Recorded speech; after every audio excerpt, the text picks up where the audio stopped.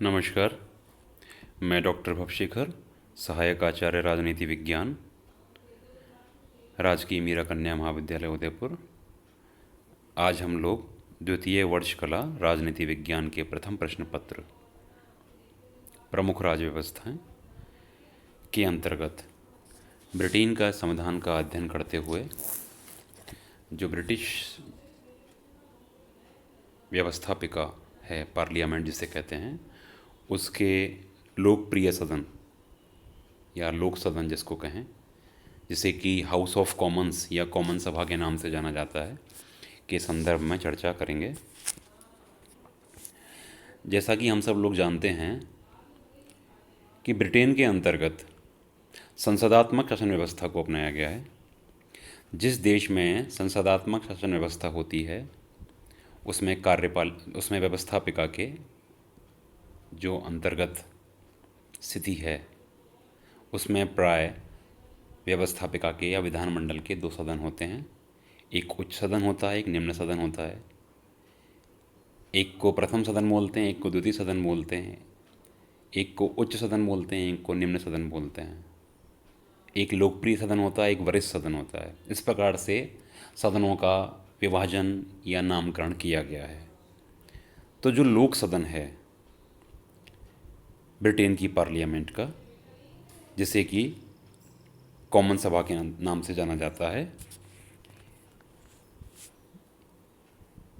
इसकी स्थिति ब्रिटेन के संदर्भ में बहुत ही मजबूत है, क्योंकि इसके अंतर्गत जनता के द्वारा निर्वाचित प्रतिनिधि बैठते हैं और वे जन आकांक्षाओं पर खरे उतरते हुए, जन आकांक्षाओं का ध्यान रखते हुए विभिन्न प्रकार के अपने दायित्वों का निर्वहन करते हैं, जिसमें कि जन आकांक्षाओं के अनुरूप वे विधि का निर्माण करते हैं और विभिन्न प्रकार की नीतियों का निर्माण करते हुए जो ब्रिटिश जनता है उसकी अपेक्षाओं पर खरा उतरते हैं। कॉमन सभा की सदस्य संख्या जो है वो समय समय पर उसमें परिवर्तन होता रहा है। ब्रिटेन में समय समय पर जो निर्वाचन क्षेत्र हैं उनकी सीमाओं का जो पुनर्निर्धारण जो है वो होता रहता है और इस पुनर्निर्धारण के आधार पर कॉमन सभा की जो सदस्य संख्या है उसमें परिवर्तन आता है। लगभग 2 दशक से कॉमन सभा की सदस्य संख्या 659 मतलब 659 है।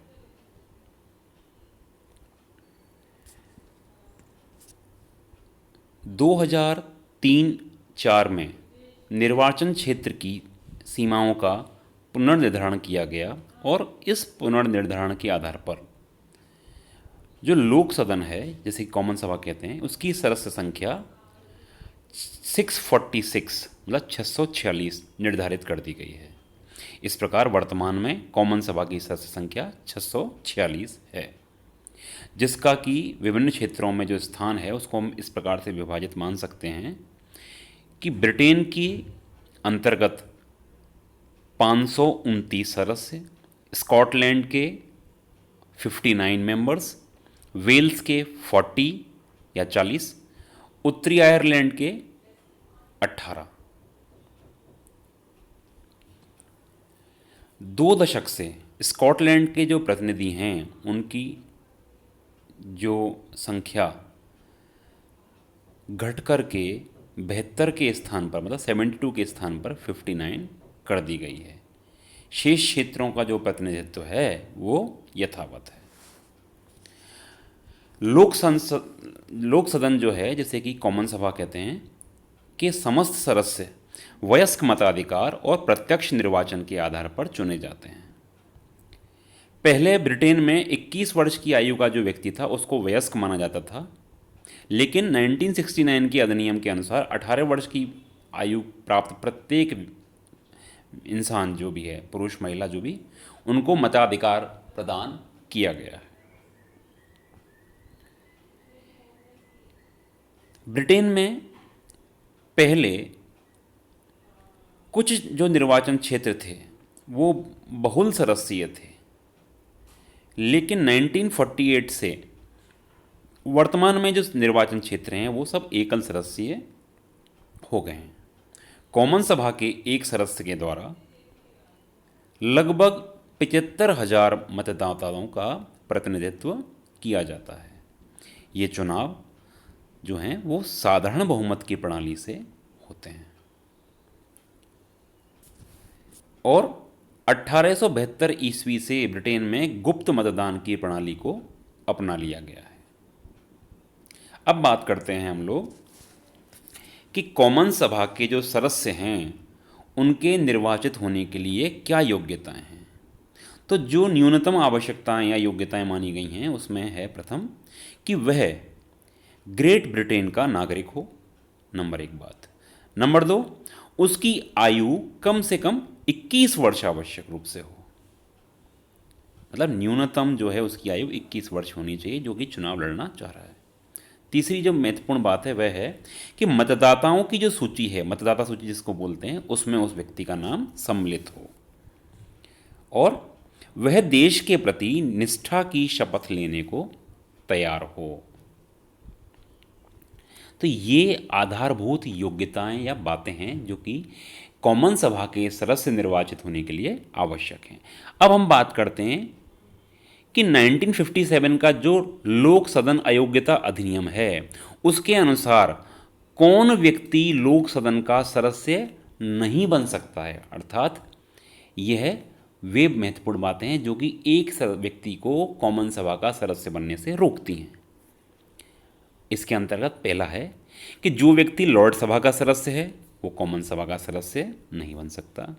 दूसरा, जो व्यक्ति उत्तरी आयरलैंड, इंग्लैंड, स्कॉटलैंड चर्च के पादरी और रोमन कैथोलिक चर्च के पादरी हों वो नहीं बन सकते। तीसरी बात, जो स्कॉटलैंड या ब्रिटेन के पीयर हों या जो नगरों के मेयर तथा काउंटियों के शेरिफ हों अथवा जो राजमुकुट के अधीन पद धारण करने वाले अर्थात सरकारी कर्मचारी हों अथवा जो सरकार से ठेका लेने वाले व्यक्ति हों अथवा जो अन्य किसी रूप में प्रत्यक्ष रूप से सरकार से लाभान्वित होते हों, ऐसे व्यक्ति कॉमन सभा के सदस्य निर्वाचित होने की योग्यता नहीं रखते हैं। ब्रिटेन में भारत के समान कोई भी उम्मीदवार किसी भी चुनाव क्षेत्र से चुनाव लड़ सकता है। उसके लिए ये आवश्यक नहीं है कि वह उसी निर्वाचन क्षेत्र का निवासी हो जिससे कि वह चुनाव लड़ रहा हो। ठीक है, तो इसलिए वह स्वतंत्र है, ब्रिटेन के अंदर कहीं का निवासी हो कहीं भी चुनाव लड़ सकता है। जब हम ब्रिटेन की निर्वाचन पद्धति के संदर्भ में चर्चा करते हैं तो यहाँ यह जानना आवश्यक है कि वर्तमान में कॉमन सभा के जो सदस्य हैं उनका जो चुनाव है वो साधारण बहुमत की प्रणाली के आधार पर होता है, जिसके अंतर्गत प्रत्येक निर्वाचन क्षेत्र में वही उम्मीदवार चुना जाता है जिसे सर्वाधिक मत प्राप्त हो, चाहे उसे समस्त मतदाताओं का बहुमत प्राप्त हो अथवा ना हो। हालांकि इस पद्धति को अनेक आधारों पर दोषपूर्ण कहा जा सकता है, लेकिन फिर भी निर्वाचन की पद्धति यही है। अब हम बात करते हैं कि जो लोक सदन का कार्यकाल है वह कितना है। कॉमन सभा के सदस्य का कार्यकाल प्राय 5 वर्ष का होता है, किंतु आवश्यकता अनुसार इस कार्यकाल में वृद्धि की जा सकती है, जैसा कि प्रथम व द्वितीय विश्व युद्ध के काल में किया गया। प्रधानमंत्री की सिफारिश पर सम्राट के द्वारा लोक सदन को 5 वर्ष की अवधि व्यतीत होने के पूर्व भी विघटित किया जा सकता है, अर्थात अवधि बढ़ा भी सकते हैं और घटा भी सकते हैं। सामान्यतया लोक सदन के समय के जो है उसको समय के पूर्व ही विघटित कर दिया जाता है। बात करते हैं लोक सदन के पदाधिकारी अर्थात कॉमन सभा के पदाधिकारियों के बारे में। तो जो कॉमन सभा है उसका सबसे प्रमुख पदाधिकारी अध्यक्ष होता है, जिसे नवीन संसद के निर्माण के बाद लोक सदन के सदस्यों के द्वारा निर्वाचित किया जाता है। जो दूसरे संसदीय अधिकारी होते हैं उनमें साधन समिति का अध्यक्ष और उपाध्यक्ष प्रमुख होते हैं। उनका चुनाव भी कॉमन सभा के सदस्यों के द्वारा ही किया जाता है अध्यक्ष की जब अनुपस्थिति होती है उस समय जो साधन समिति का अध्यक्ष है, और अगर वो भी अनुपस्थित है तो उसकी अनुपस्थिति में जो साधन समिति का उपाध्यक्ष है वह सदन की अध्यक्षता करता है। जो कॉमन सभा है उसका अधिवेशन है वो लॉर्ड सभा के साथ प्रारंभ होता है। ब्रिटेन में यह परंपरा है कि वर्ष में एक अधिवेशन आवश्यक रूप से बुलाया जाए। आवश्यकता के हिसाब से अधिक अधिवेशन भी बुलाए जा सकते हैं। जो सदन की बैठकें हैं वो सप्ताह के प्रथम 4 दिन अर्थात सोमवार से गुरुवार तक 2:45 दोपहर के बाद आरंभ होती हैं। जो शुक्रवार है वो निजी प्रस्तावों और याचिकाओं के लिए सुरक्षित रहता है, और इस दिन दोपहर पूर्व 11 बजे सदन की बैठक आहूत होती है। सप्ताह के जो प्रथम 4 दिन हैं दोपहर से पूर्व का समय समितियों के कार्य के लिए रखा जाता है। बात करते हैं कोरम या गणपूर्ति की, तो सदन में न्यूनतम 40 सदस्य गणपूर्ति के लिए होने चाहिए।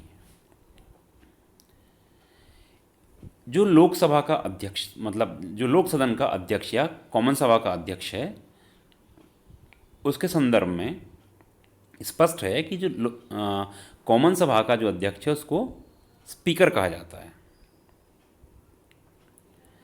प्रारंभ में मतलब शुरुआत में अध्यक्ष के द्वारा लोक सदन के जो या कॉमन सभा के विचार सम्राट के समक्ष रखने का कार्य किया जाता था और इसलिए इसको स्पीकर कहते थे।